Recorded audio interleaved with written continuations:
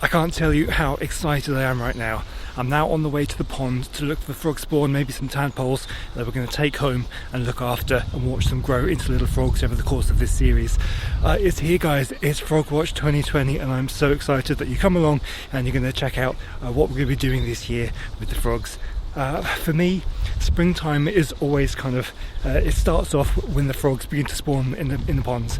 It's such an exciting time of year because it starts the beginning of the wildlife adventure that we're going to be going on throughout the entire year in all sorts of videos. And this is going to be the first one, Frogwatch 2020. Let's go see what we can find.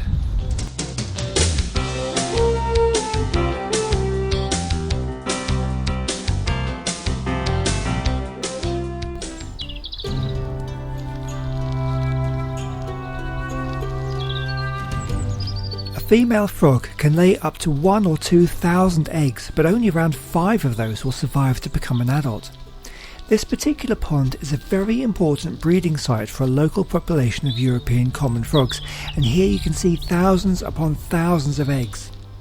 In this series of videos I will be looking after a small number of these eggs in a tank at home and charting their development and growth into little frogs before releasing them around September. If you want to follow along with their progress, make sure you subscribe to the channel so you don't miss future videos.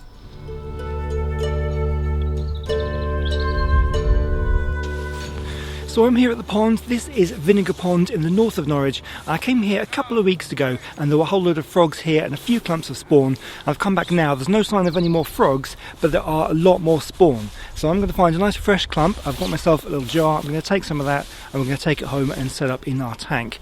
So I'll show you some footage from a couple of weeks ago while I collect this, and I'll join you back in a bit.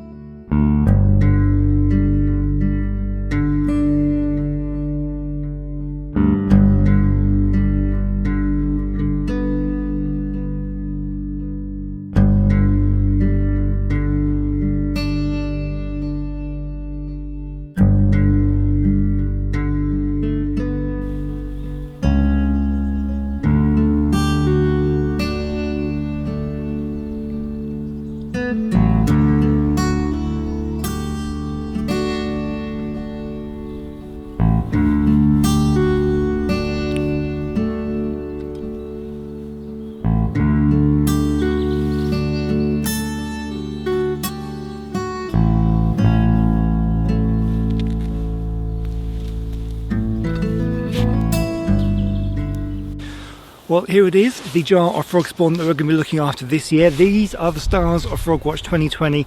Let's go home and put them in the tank and I'll show you what my setup is like because I've got that already prepared this time.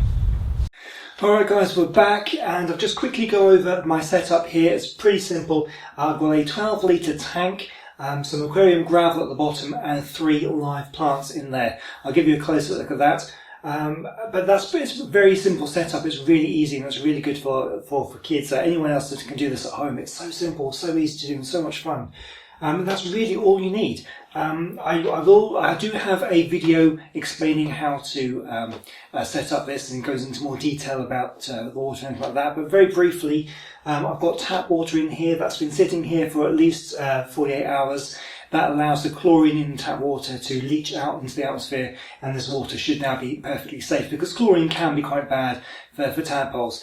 Now, I've never used pumps or filtration units or anything like that. I've always found that just using real plants in there is enough to oxygenate the water, and I've never found the need to use pumps or anything like that. I will just say, just in case you're wanting to follow this along, I wouldn't use a filtration unit or anything that creates a current in the water, because tadpoles are pretty bad swimmers and that can really tire them out and they can get sucked into it and they can just, they can die of exhaustion having to constantly swim, because they're normally, obviously, tadpoles are found in still water like ponds, that sort of thing. So anyway, pretty much we're ready to put the spawn in, so I'm going to do that right now.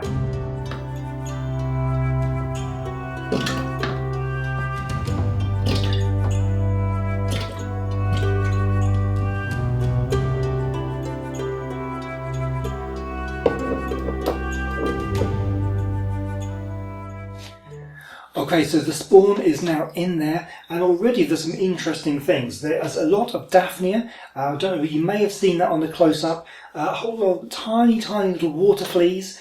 They came in from the pond water, so they'll be in there. They'll probably stay in there, they'll breed in there, and actually the tadpoles may well eat them when they hatch out and get big enough to do so. So, you know, it's absolutely fine to have them in there.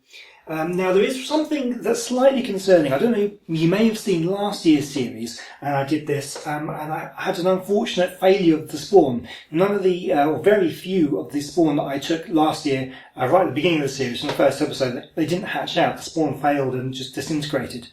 Now, I've just been looking at this, the first time I've had a really good look at the spawn since getting it back from the pond. I've got the light on it and been able to have a close look up. And it looks like some of the little black dots at the centre of the spawn there is starting to turn white. Now that normally only happens when it dies, so I'm a little concerned that we may have another failure, so we're not going to be able to tell for another few days, probably next week, next week's video. I'll give you an update on that. But yeah, it's a little bit concerning. Hopefully that'll be okay. A lot of it looks alright, but there's one or two in there that looks like partially turning white, so there's an interesting thing, definitely something to keep an eye on. But yes, we've got some water fleas in there, we've got the plants, we've got the spawn in there. It's going to be really exciting, looking forward to seeing how this develops over the course of this series. If you ever have any questions about how to do this stuff, what to do at different stages, make sure you follow along with the series, but please do put comments down in the comment section of this video, and if you have any questions, I will definitely answer them. This is now, what is it, the 5th series I've done of this?